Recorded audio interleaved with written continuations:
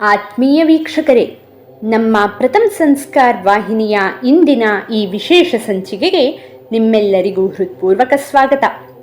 ಹನುಮ ಜನ್ಮೋತ್ಸವದ ಪ್ರಯುಕ್ತ ಅರ್ಪಿಸುತ್ತಿರುವ ಈ ವಿಶೇಷ ವಿಡಿಯೋದಲ್ಲಿ ನಾವು ಕಲಿಯುಗದಲ್ಲೂ ಚಿರಂಜೀವಿ ಹನುಮ ಹೇಗೆ ತನ್ನ ಪ್ರಭು ಶ್ರೀರಾಮನ ಅಯೋಧ್ಯೆಗೆ ಕಾವಲಾಗಿ ನಿಂತಿದ್ದಾನೆ ಎಂಬ ಸಂಗತಿಯನ್ನು ನೈಜ ಘಟನೆಗಳ ಆಧಾರದೊಂದಿಗೆ ನಿಮ್ಮ ಮುಂದೆ ಪ್ರಸ್ತುತಪಡಿಸಲಿದ್ದೇವೆ. ಕಲಿಯುಗದಲ್ಲೂ ಹನುಮನ ಇರುವಿಕೆಗೆ ಸಾಕ್ಷಿಯಾಗಿರುವ ಈ ಘಟನೆಗಳು ಎಲ್ಲರನ್ನೂ ರೋಮಾಂಚನಗೊಳಿಸುವುದಂತೂ ನಿಶ್ಚಿತ. ತಪ್ಪದೆ ವಿಡಿಯೋವನ್ನು ಕೊನೆವರೆಗೂ ನೋಡಿ, ಹಾಗೆ ಲೈಕ್, ಶೇರ್ ಮತ್ತು ಸಬ್ಸ್ಕ್ರೈಬ್ ಮಾಡೋದನ್ನು ಮರಿಬೇಡಿ. ಅಯೋಧ್ಯೆಯಲ್ಲಿ ಬಾಬರ್ ಮತ್ತು ಆತನ ಸಹಚರರಿಂದ ನಾಶಗೊಂಡ ರಾಮ ಮಂದಿರದ ಮರುಸ್ಥಾಪನೆಗೆ ಹಿಂದೂಗಳು ಕಾಯ್ದದ್ದು ಬರೋಬ್ಬರಿ 500 ವರ್ಷ. 1528ರಲ್ಲಿ ಆಕ್ರಮಣಕಾರ ಬಾಬರ್ ಸೇನೆಯ ಸೇನಾಧಿಕಾರಿ ಮೀರ್ ಬಾಕಿ ರಾಮ ಮಂದಿರವನ್ನು ಧ್ವಂಸಗೊಳಿಸಿದ ನಂತರ ಹಿಂದೂಗಳು ಅಯೋಧ್ಯೆಯಲ್ಲಿ ರಾಮನನ್ನು ಪುನರ್ಸ್ಥಾಪಿಸುವ ಪ್ರತಿಜ್ಞೆ ಮಾಡಿದ್ದರು. ಈ ನಿಟ್ಟಿನಲ್ಲಿ 1990ರಲ್ಲಿ ವಿಶ್ವ ಹಿಂದೂ ಪರಿಷತ್ ಮತ್ತು RSS ಕರಸೇವಕರು ಭಾರತೀಯ ಜನತಾ ಪಕ್ಷದ ನಾಯಕರ ನೇತೃತ್ವದಲ್ಲಿ ಅಯೋಧ್ಯ ರಾಮ ಮಂದಿರಕ್ಕಾಗಿ ನಡೆಸಿದ ರಾಮರಥ ಯಾತ್ರೆ ಇತಿಹಾಸದ ಪುಟಗಳಲ್ಲಿ ಅಜರಾಮರ. ಶತಮಾನಗಳಿಂದ ಹಿಂದೂಗಳು ತಾಳ್ಮೆಯಿಂದ ಕಾದಿದ್ದರೂ ಅಧಿಕಾರದಲ್ಲಿದ್ದ ಸರ್ಕಾರಗಳು ರಾಮಲಲ್ಲಾನನ್ನು ಜೋಪಡಿಯಿಂದ ತೆಗೆದು ದೇವಾಲಯದಲ್ಲಿ ಕೂರಿಸುವ ಮನಸ್ಸು ಮಾಡಿರಲಿಲ್ಲ. ಆಗ ಕರಸೇವಕರು ಬೇರೆ ದಾರಿಯಿಲ್ಲದೆ ಈ ಜವಾಬ್ದಾರಿಯನ್ನು ತಮ್ಮ ಹೆಗಲ ಮೇಲೆ ಹೊತ್ತುಕೊಂಡಿದ್ದರು. 30 ಅಕ್ಟೋಬರ್ 1990ರಂದು ಸಾವಿರಾರು ಪೊಲೀಸರ ಸರ್ಪಗಾವಲನ್ನು ಮೀರಿ ಕರಸೇವಕರು ರಾಮ ಮಂದಿರದ ಸ್ಥಳದಲ್ಲಿ ನಿರ್ಮಿಸಲಾಗಿದ್ದ ಜನ್ಮಸ್ಥಾನ ಮಸೀದಿಯ ಮೇಲೆ ಕೇಸರಿ ಧ್ವಜವನ್ನು ಹಾರಿಸಿದ್ದರು. ನಂತರ ನಡೆದ ಲಾಠಿ ಚಾರ್ಜ್ ಮತ್ತು ಗೋಲಿಬಾರ್ನಿಂದಾಗಿ ಕರಸೇವಕರು ಆ ಸ್ಥಳದಿಂದ ಚದುರಿದರಾದರೂ ಅವರು ಹಾರಿಸಿದ್ದ ಕೇಸರಿ ಧ್ವಜದ ರಕ್ಷಣೆಗೆ ಹನುಮ ಸ್ವತಃ ತಾನೇ ಮುಂದಾಗಿದ್ದ. ಮಸೀದಿಯ ಮಧ್ಯದ ಗುಂಬಜ್ ಮೇಲೆ ಹಾರಿಸಿದ್ದ ಕೇಸರಿ ಧ್ವಜವನ್ನು ಪೊಲೀಸರು ತೆಗೆಯಲು ಮುಂದಾದಾಗ ಕೋತಿಯೊಂದು ಆ ಧ್ವಜವನ್ನು ಹಿಡಿದು ಗಂಟೆಗಟ್ಟಲೆ ಅಲ್ಲೇ ಕುಳಿತಿತ್ತು. ಈ ಚಮತ್ಕಾರವನ್ನು ಕಂಡ ಪೊಲೀಸರು ಮೂಕವಿಸ್ಮಿತರಾಗಿದ್ದರು ಮತ್ತು ಇದು ದೈವ ನಿರ್ಣಯ ಎಂದು ಕೈಮುಗಿದಿದ್ದರು. ಅಂದು ಕರಸೇವಕರು ಹಾರಿಸಿದ್ದ ಭಗವಧ್ವಜವನ್ನು ಖುದ್ದು ಹನುಮಂತನೇ ನಿಂತು ರಕ್ಷಿಸಿದ್ದ. ಕರಸೇವಕರು ಹಾರಿಸಿದ ಭಗವಧ್ವಜಕ್ಕೆ ರಕ್ಷಕನಾಗಿ ನಿಂತ ಹನುಮ ಮುಂದೆ ತನ್ನ ಪ್ರಭು ರಾಮನಿಗೆ ಅಪಾಯ ಎದುರಾದಾಗ ಸುಮ್ಮನಿರಲು ಸಾಧ್ಯವೇ? 1992ರಲ್ಲಿ ಕರಸೇವಕರಿಂದ ಬಾಬರಿ ಮಸೀದಿ ಧ್ವಂಸಗೊಂಡ ನಂತರ ಅಯೋಧ್ಯ ರಾಮನ ಮೇಲೆ ಉಗ್ರರ ಕರಿನೆರಳು ಸದಾ ಕಾಡುತ್ತಿತ್ತು. ಅದರ ಭಾಗವಾಗಿಯೇ ಜೋಪಡಿಯಲ್ಲಿದ್ದ ನಮ್ಮ ರಾಮಲಲ್ಲಾ ಮೇಲೆ 2 ಬಾರಿ ಉಗ್ರದಾಳಿಯ ಪ್ರಯತ್ನ ನಡೆದಿತ್ತು. ಆದರೆ ಅದನ್ನು ಪ್ರಭು ಶ್ರೀರಾಮಚಂದ್ರನ ಪರಮಭಕ್ತ ಚಿರಂಜೀವಿ ಹನುಮನೆ ಖುದ್ದು ವಿಫಲಗೊಳಿಸಿದ್ದ ಎಂದರೆ ನೀವು ನಂಬಲೇಬೇಕು. ವೀರ ಹನುಮ ಹೇಗೆ ಒಂದು ಮಂಗದ ರೂಪದಲ್ಲಿ 2 ಬಾರಿ ಅಯೋಧ್ಯೆಯ ರಾಮಲಲ್ಲಾನನ್ನು ರಕ್ಷಿಸಿದ್ದ ಎಂಬುದನ್ನು ಸ್ವತಃ ಉತ್ತರ ಪ್ರದೇಶದ ಪೊಲೀಸ್ ಅಧಿಕಾರಿ ಹಾಗೂ ಎನ್ಕೌಂಟರ್ ಸ್ಪೆಷಲಿಸ್ಟ್ ಅವಿನಾಶ್ ಮಿಶ್ರಾ ವಿವರಿಸಿದ್ದಾರೆ. ಅವಿನಾಶ್ ಮಿಶ್ರಾ ಅವರ ಪ್ರಕಾರ ಅಯೋಧ್ಯೆಯಲ್ಲಿ ಇಂತಹ ಚಮತ್ಕಾರಗಳು ಸಂಭವಿಸುತ್ತಿರುತ್ತವೆ ಮತ್ತು ಇದನ್ನು ವಿಶ್ಲೇಷಿಸುವುದು ಅಸಾಧ್ಯ. ಅವಿನಾಶ್ ಮಿಶ್ರಾ ಅವರ ಹೇಳಿಕೆಗಳು ಮತ್ತು ಅನುಭವಗಳ ಆಧಾರದ ಮೇಲೆ ಇನ್ಸ್ಪೆಕ್ಟರ್ ಅವಿನಾಶ್ ಎಂಬ ವೆಬ್ ಸೀರೀಸ್ ಕೂಡ ಇತ್ತೀಚೆಗೆ ಬಿಡುಗಡೆಯಾಗಿತ್ತು. 1998ರ ಆ ಒಂದು ದಿನ ಸ್ಥಳೀಯನೊಬ್ಬನ ಸಹಾಯದೊಂದಿಗೆ 3 ಉಗ್ರರು ಅಯೋಧ್ಯೆಯ ರಾಮನ ನಗರವನ್ನು ಪ್ರವೇಶಿಸಿದ್ದರು. ಕೆಜಿಗಟ್ಟಲೆ RDXನೊಂದಿಗೆ ಅಯೋಧ್ಯೆ ಪ್ರವೇಶಿಸಿದ್ದ ಉಗ್ರರು ಹಲವು ಭಾಗಗಳಲ್ಲಿ RDX ಇಟ್ಟಿದ್ದರಂತೆ. ಮಾಹಿತಿ ಪಡೆದ ಪೊಲೀಸರು ಅಯೋಧ್ಯೆಯ ಹಲವು ಭಾಗಗಳಲ್ಲಿ ಇರಿಸಲಾಗಿದ್ದ RDX ಅನ್ನು ವಶಪಡಿಸಿಕೊಂಡರು. ಆದರೆ ಅಯೋಧ್ಯೆಯ ಹನುಮಾನ್ ಗಡಿ ಮಂದಿರದಲ್ಲಿ ನಿಜವಾಗಿಯೂ ಆಪತ್ತು ಸನಿಹದಲ್ಲಿತ್ತು. ದೇವಾಲಯದಲ್ಲಿ ಸಾವಿರಾರು ಭಕ್ತರು ಜಮಾಯಿಸಿದ್ದರು. ಉಗ್ರರು RDX ಅನ್ನು ದೇವಾಲಯದಲ್ಲಿ ಇರಿಸಿದ್ದಾರೆ ಎಂಬ ಮಾಹಿತಿ ಪೊಲೀಸರಿಗೆ ಇದ್ದರೂ ನಿರ್ದಿಷ್ಟವಾಗಿ ಯಾವ ಸ್ಥಳದಲ್ಲಿ RDX ಇರಿಸಲಾಗಿದೆ ಎಂಬುದು ಪೊಲೀಸರಿಗೆ ತಿಳಿದಿರಲಿಲ್ಲ. ದೇವಾಲಯದ ಅರ್ಚಕರ ಸಹಾಯ ಪಡೆದ ಪೊಲೀಸರು ಯಾವುದೋ ನೆಪ ನೀಡಿ ಅಲ್ಲಿದ್ದ ಭಕ್ತರನ್ನು ಸುರಕ್ಷಿತವಾಗಿ ದೇವಾಲಯದಿಂದ ಹೊರಕಳುಹಿಸಿದ್ದರು. ನಂತರ ದೇವಾಲಯದಲ್ಲಿ ಸ್ಫೋಟಕಕ್ಕಾಗಿ ಹುಡುಕಾಟ ಪ್ರಾರಂಭಿಸಿದರು. ಸ್ಫೋಟಕ ಎಲ್ಲಿದೆ ಎಂಬ ಅರಿವೇ ಇಲ್ಲದೆ ಹುಡುಕಾಡುತ್ತಿದ್ದ ಪೊಲೀಸರ ಕಣ್ಣಿಗೆ ದೇವಾಲಯದ ಆವರಣದಲ್ಲಿ ಮಂಗವೊಂದು ಕಂಡಿತ್ತು. ದೇವಾಲಯದ ಕುಡಿಯುವ ನೀರಿನ ಫಿಲ್ಟರ್ ಬಳಿ ಕುಳಿತಿದ್ದ ವಾನರ ವೈರ್ ಒಂದನ್ನು ಹಿಡಿದು ತನ್ನ ಬಾಯಲ್ಲಿ ಕಡಿದು ಹಾಕುತ್ತಿತ್ತು. ವಾಟರ್ ಫಿಲ್ಟರ್ ಬಳಿ ಉದ್ದದ ವೈರ್ ಕಂಡ ಪೊಲೀಸರು ಅನುಮಾನಗೊಂಡು ಮಂಗನನ್ನು ಅಲ್ಲಿಂದ ಓಡಿಸುವ ಪ್ರಯತ್ನ ಮಾಡಿದರು. ಅವರು ಅದಕ್ಕೆ ಬಾಳೆಹಣ್ಣು ನೀಡಲು ಮುಂದಾದಾಗ ಮಂಗ ಅದನ್ನು ಸ್ವೀಕರಿಸದೆ ಅಲ್ಲಿಂದ ನೇರವಾಗಿ ತೆರಳಿ ದೇವಾಲಯದ ಗೋಪುರದ ಕಳಶದ ಮೇಲೇರಿ ಕುಳಿತಿತ್ತು.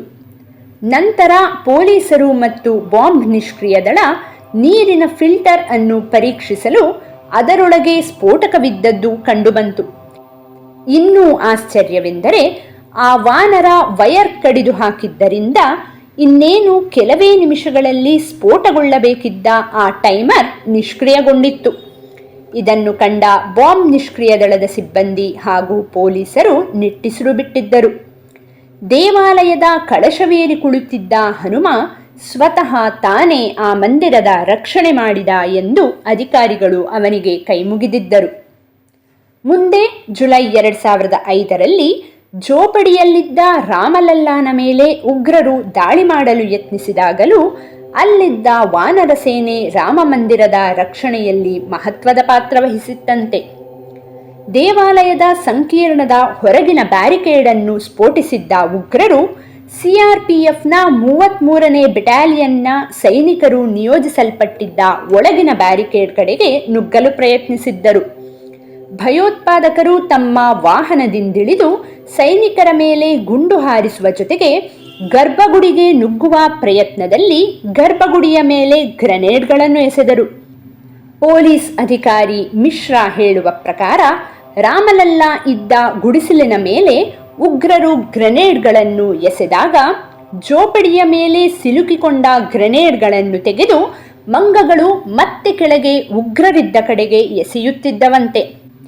ಹೀಗೆ ರಾಮಲಲ್ಲಾನ ಜೋಪಡಿಯ ಮೇಲೆ ಗ್ರೆನೇಡ್ ಸ್ಫೋಟವಾಗುವುದನ್ನು ತಪ್ಪಿಸಿತ್ತು ಆ ವಾನರ ಸೇನೆ.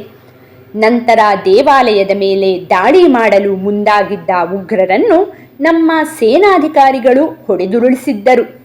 ನಿಸ್ಸಂಶಯವಾಗಿ ಅಂದು ಕೂಡ ರಾಮಲಲ್ಲಾನ ರಕ್ಷಣೆಗೆ ಪೊಲೀಸರಿಗೆ ನೆರವಾಗಿದ್ದು ಚಿರಂಜೀವಿ ಹನುಮ ಮತ್ತವನ ಸೇನೆ. ಇದಲ್ಲದೆ ಫೆಬ್ರವರಿ 1, 1986ರಂದು ಫೈಜಾಬಾದ್ ಜಿಲ್ಲಾ ನ್ಯಾಯಾಲಯದಲ್ಲಿ ಅಯೋಧ್ಯ ರಾಮ ಮಂದಿರದ ಕುರಿತು ನಿರ್ಣಾಯಕ ವಿಚಾರಣೆ ನಡೆಯುವ ಸಮಯದಲ್ಲಿ ಕೋತಿಯೊಂದು ನ್ಯಾಯಾಲಯದ ಆವರಣದಲ್ಲಿದ್ದ ತ್ರಿವರ್ಣ ಧ್ವಜವನ್ನು ಹಿಡಿದು ಗಂಟೆಗಟ್ಟಲೆ ಕುಳಿತಿತ್ತು. ಸಂಜೆ ತೀರ್ಪು ಬರುವವರೆಗೂ ಅಲ್ಲೇ ಕುಳಿತಿದ್ದ ಆ ವಾನರ ಮಸೀದಿಯೊಳಗಿದ್ದ ರಾಮಲಲ್ಲಾನನ್ನು ಪೂಜಿಸಲು ಹಿಂದೂಗಳಿಗೆ ಅವಕಾಶ ಮಾಡಿಕೊಟ್ಟ ನ್ಯಾಯಾಧೀಶರು ತಮ್ಮ ಮನೆ ತಲುಪಿದಾಗ ಅವರ ಮನೆಯ ಮುಂದೆಯೂ ಕಾಣಿಸಿಕೊಂಡಿತ್ತಂತೆ. ನ್ಯಾಯಾಧೀಶರು ಮನೆಗೆ ಹಿಂದಿರುಗಿದಾಗ ಅವರನ್ನು ಕಂಡು ಮುಗುಳ್ನಕ್ಕ ಆ ವಾನರ ಅಲ್ಲಿಂದ ಶಾಂತವಾಗಿ ತೆರಳಿತ್ತಂತೆ. ನ್ಯಾಯಾಧೀಶರೇ ಖುದ್ದು ಹೇಳುವ ಪ್ರಕಾರ ಆ ದಿನಕ್ಕೆ ಮೊದಲು ಅಥವಾ ಆ ದಿನದ ನಂತರ ಅವರೆಲ್ಲಿಯೂ ಆ ವಾನರನನ್ನು ಮತ್ತೆ ನೋಡಿಯೇ ಇಲ್ಲ. ಇದೆಲ್ಲ ಘಟನೆಗಳು ಕೆಲವು ವರ್ಷಗಳ ಹಿಂದೆ ನಡೆದಿದ್ದರೆ, ಇತ್ತೀಚೆಗೆ ಕೂಡ ಅಯೋಧ್ಯೆಯಲ್ಲಿ ಹನುಮನ ವಾಸವನ್ನು ನಿರೂಪಿಸುವ ಘಟನೆಗಳು ನಡೆದಿವೆ. ಅಯೋಧ್ಯ ರಾಮ ಮಂದಿರದ ನಿರ್ಮಾಣದ ವೇಳೆ ರಾಮಲಲ್ಲಾನ ವಿಗ್ರಹ ಕೆತ್ತನೆ ಕಾರ್ಯ ನಡೆಯುತ್ತಿದ್ದಾಗ ಅಲ್ಲಿಯೂ ಹನುಮ ಬಂದು ಅದರ ಮೇಲ್ವಿಚಾರಣೆ ನಡೆಸುತ್ತಿದ್ದನಂತೆ. ರಾಮ ಮಂದಿರದ ರಾಮಲಲ್ಲಾ ವಿಗ್ರಹವನ್ನು ಕೆತ್ತಿರುವ ಕರ್ನಾಟಕದ ಖ್ಯಾತ ಶಿಲ್ಪಿ ಅರುಣ್ ಯೋಗಿರಾಜ್ ಅವರೇ ಹೇಳುವ ಪ್ರಕಾರ, ವಿಗ್ರಹ ಕೆತ್ತನೆ ಕಾರ್ಯ ನಡೆಯುತ್ತಿದ್ದಾಗ ಪ್ರತಿದಿನ ಸಂಜೆ 4ರಿಂದ 5 ಗಂಟೆ ಸುಮಾರಿಗೆ ಕೋತಿಯೊಂದು ಬಂದು ಜೋರಾಗಿ ಬಾಗಿಲು ಬಡಿಯುತ್ತಿತ್ತಂತೆ. ಬಾಗಿಲು ತೆರೆದರೆ ಶಾಂತವಾಗಿ ಒಳಬರುತ್ತಿದ್ದ ಆ ಕೋತಿ ಸ್ವಲ್ಪ ಸಮಯ ಅಲ್ಲೇ ಕುಳಿತು ವಿಗ್ರಹ ಕೆತ್ತನೆಯನ್ನು ವೀಕ್ಷಿಸಿ ಯಾರಿಗೂ ತೊಂದರೆ ನೀಡದೆ ಹಿಂದಿರುಗುತ್ತಿತ್ತಂತೆ. ರಾಮಲಲ್ಲಾನ ವಿಗ್ರಹ ಕೆತ್ತನೆ ನಡೆದಷ್ಟೂ ದಿನ ಆ ಕೋತಿ ಹೀಗೆ ಮಾಡುತ್ತಿದ್ದದ್ದು ನಮಗೊಂದು ವಿಶೇಷ ಅನುಭವ ಎಂದು ಶಿಲ್ಪಿ ಅರುಣ್ ಯೋಗಿರಾಜ್ ಟೈಮ್ಸ್ ನೌ ವಾಹಿನಿಗೆ ನೀಡಿದ ಸಂದರ್ಶನದಲ್ಲಿ ಹೇಳಿಕೊಂಡಿದ್ದಾರೆ. ಇದಲ್ಲದೆ ರಾಮ ಮಂದಿರದಲ್ಲಿ 22 ಜನವರಿ 2024ರಂದು ಪ್ರಭು ಶ್ರೀರಾಮಚಂದ್ರನ ಪ್ರಾಣ ಪ್ರತಿಷ್ಠಾಪನೆಯಾದ ಮರುದಿನ ಸಂಜೆ 5:50 ಸುಮಾರಿಗೆ ದೇವಾಲಯದ ದಕ್ಷಿಣ ದ್ವಾರದಿಂದ ಒಳಪ್ರವೇಶಿಸಿದ್ದ ಕೋತಿಯೊಂದು ಗರ್ಭಗುಡಿಯ ಬಳಿ ಬಂದು ರಾಮಲಲ್ಲಾನ ದರ್ಶನ ಪಡೆದು ನಂತರ ಈ ಹಿಂದೆ ಜೋಪಡಿಯಲ್ಲಿ ಇರಿಸಲಾಗಿದ್ದ ರಾಮಲಲ್ಲಾ ಮೂರ್ತಿಯ ಬಳಿ ತೆರಳಿ ನಂತರ ಯಾರಿಗೂ ತೊಂದರೆ ನೀಡದೆ ದೇವಾಲಯದಿಂದ ಹೊರನಡೆದಿತ್ತು. ದೇವರು ಎಲ್ಲಿದ್ದಾನೆ ಎಂದು ಪ್ರಶ್ನಿಸುವ ನಾಸ್ತಿಕರಿಗೆ ಹನುಮನ ಈ ಚಮತ್ಕಾರಗಳು ಕಾಣದೇ ಹೋಗಬಹುದು. ಆದರೆ ಚಿರಂಜೀವಿ ಹನುಮನ ಭಕ್ತರ ಪಾಲಿಗೆ ಈ ಘಟನೆಗಳು ಯಾವ ಚಮತ್ಕಾರಕ್ಕಿಂತ ಕಡಿಮೆ ಇಲ್ಲ. ಜಯ ಹನುಮಾನ್ ಜ್ಞಾನ ಗುಣ ಸಾಗರ್, ಜಯ ಕಪೀಸ ತಿಹಲೋಕ್ ಉಜಾಗರ್, ರಾಮಧೂತ ಅತುಲಿತ ಬಲಧಾಮ, ಅಂಜನಿ ಪುತ್ರ ಪವನಸುತನಾಮ. ಪ್ರಭು ಶ್ರೀರಾಮನ ಪರಮಭಕ್ತ ಹನುಮನ ಇರುವಿಕೆಯನ್ನು ತಿಳಿಸುವ ಈ ಘಟನೆಗಳ ಪ್ರಸ್ತುತಿ ನಿಮಗೆ ಇಷ್ಟವಾಗಿದ್ದರೆ ತಪ್ಪದೆ ವಿಡಿಯೋವನ್ನು ನಿಮ್ಮವರೊಂದಿಗೆ ಶೇರ್ ಮಾಡಿ ಮತ್ತು ನಿಮ್ಮ ಅಭಿಪ್ರಾಯಗಳನ್ನು ಕಮೆಂಟ್ ಬಾಕ್ಸ್ನಲ್ಲಿ ತಿಳಿಸಿ. ಸನಾತನ ಹಿಂದೂ ಧರ್ಮ ಮತ್ತು ಸನಾತನ ಭಾರತದ ಬಗ್ಗೆ ಇನ್ನೂ ಹೆಚ್ಚಿನ ಕುತೂಹಲಕಾರಿ ಮಾಹಿತಿಗಾಗಿ ನಮ್ಮ ಪ್ರಥಮ ಸಂಸ್ಕಾರ ವಾಹಿನಿಗೆ ತಪ್ಪದೇ ಸಬ್ಸ್ಕ್ರೈಬ್ ಮಾಡಿ. ನಮ್ಮ ಮುಂದಿನ ವಿಡಿಯೋದೊಂದಿಗೆ ಮತ್ತೆ ಸಿಗೋಣ. ಅಲ್ಲಿವರೆಗೂ ನಿಮ್ಮ ಕಲಿಕೆ ನಿರಂತರವಾಗಿರಲಿ. ಜೈ ಶ್ರೀರಾಮ್, ಜೈ ಹನುಮಾನ್, ಜೈ ಭಾರತ್ ಮಾತಾ.